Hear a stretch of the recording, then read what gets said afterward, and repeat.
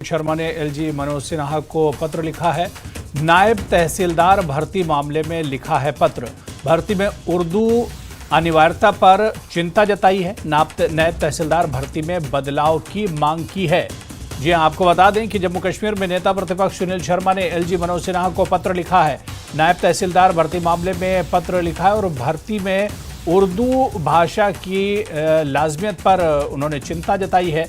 नायब तहसीलदार भर्ती में बदलाव की मांग की नेता प्रतिपक्ष सुनील शर्मा ने, क्योंकि ये पूरा मामला उठा था और जिस तरह से उर्दू भाषा इसमें लाजमी रखी गई है, अनिवार्य रखी गई है, इस पर जम्मू रीजन में छात्रों ने नाराजगी जताई थी, उम्मीदवारों ने नाराजगी जताई थी, जिस पर अब नेता प्रतिपक्ष सुनील शर्मा ने एलजी मनोज सिन्हा को बाकायदा पत्र लिखा है। नायब तहसीलदार भर्ती मामले में पत्र लिखा है। भर्ती में उर्दू अनिवार्यता पर चिंता जताई है। नायब तहसीलदार भर्ती में बदलाव की मांग की गई है। सुनील शर्मा ने मांग की है। बाकायदा उन्होंने लेटर लिखा है। उस लेटर की तस्वीरें भी आप देख सकते हैं टीवी स्क्रीन पर।